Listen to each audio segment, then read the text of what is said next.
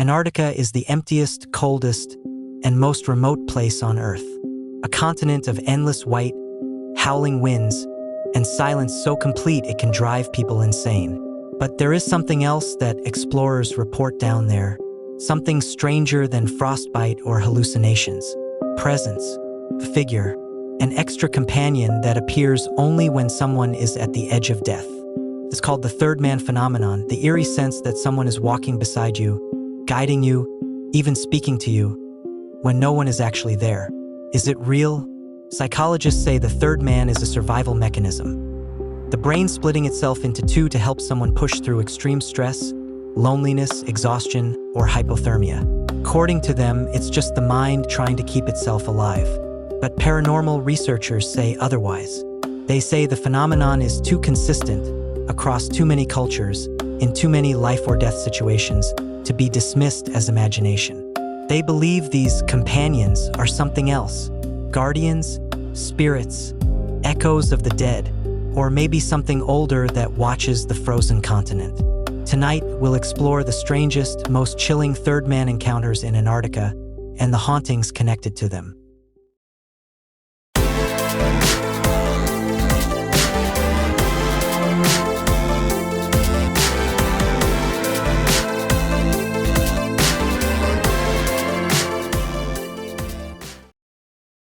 Part 1, Shackleton's Fourth Man, 1916.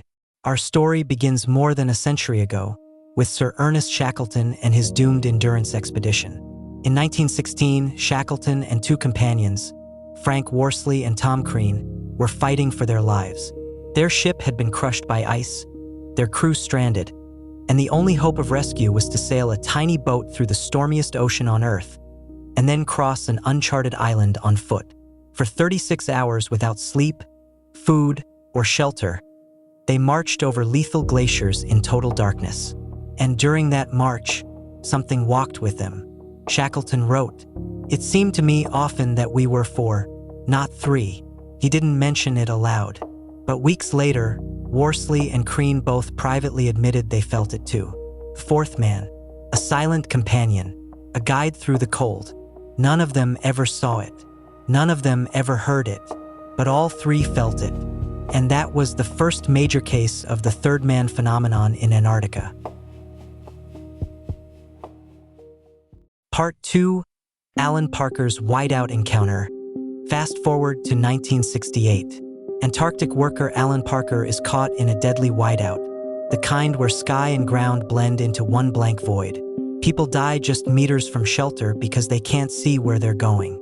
Parker loses sight of the base. He's disoriented, freezing, and running out of time. Then, presence arrives.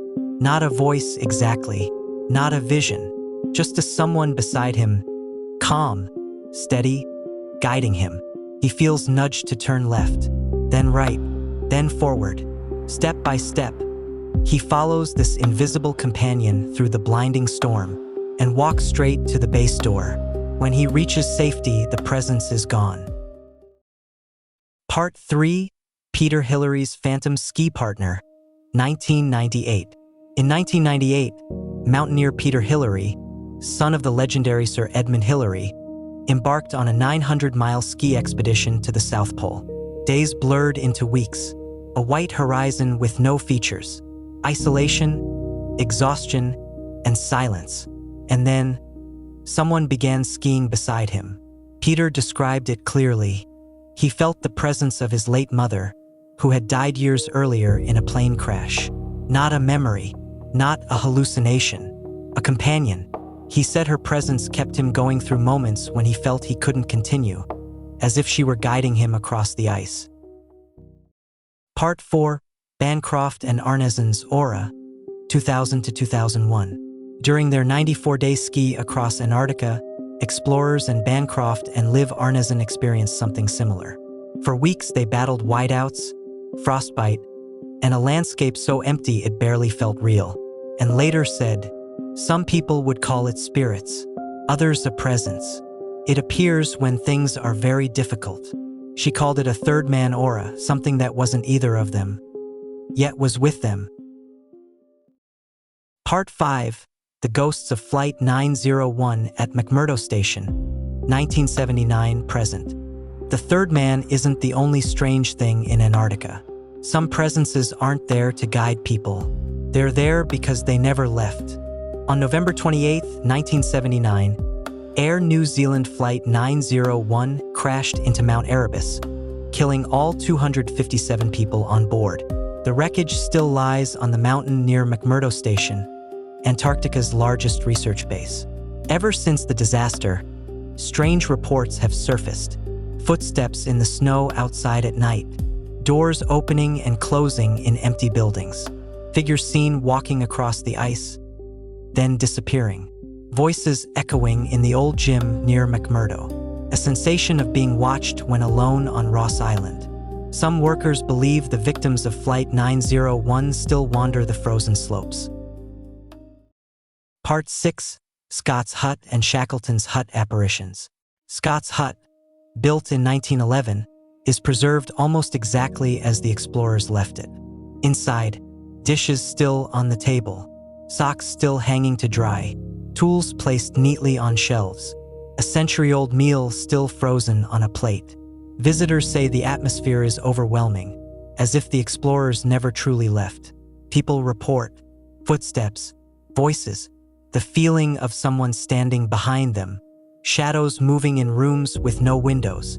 Even Sir Edmund Hillary, during a visit to Shackleton's hut, claimed he saw Shackleton himself walking toward him before vanishing. Part 7. Deception Island, the volcano that whispers. Deception Island is an abandoned whaling station built inside a volcanic crater. Black volcanic sand, rusting tanks, whaling boats half buried by ash, a cemetery where dozens of men were buried. Visitors consistently report disembodied voices, strange lights, apparitions walking between the ruined buildings, the sensation that they're being watched from the steam rising off the sand. Tour guides call it the most haunted place on the continent. Part 8. Modern Antarctic workers hearing footsteps. From 1972 to present day, workers at remote stations like Lake Bonny, McMurdo, and small field camps report footsteps in empty rooms, voices in the wind, doors slamming in buildings where everyone is accounted for, the feeling of someone sitting on the edge of their bed, a presence standing in their doorway during storms. Many don't talk about it publicly, but privately they all admit, you never feel completely alone in Antarctica. So what exactly is the third man? A psychological survival trick? A guardian spirit? A ghost? Or something else that roams the frozen continent, appearing only to those on the edge of death? Antarctica is a place where reality itself feels thin, where explorers see figures in the snow, where the dead don't always stay dead, and where something or someone seems determined to walk beside the living. Is the third man just inside the mind? Or is someone really out there, in the endless white, waiting to help or to haunt? This has been the Obscurity Vault, and if you want more eerie stories like this, there's a lot more to uncover. Please comment, like, and subscribe to the channel, and if you feel like supporting me, my Patreon is in the description.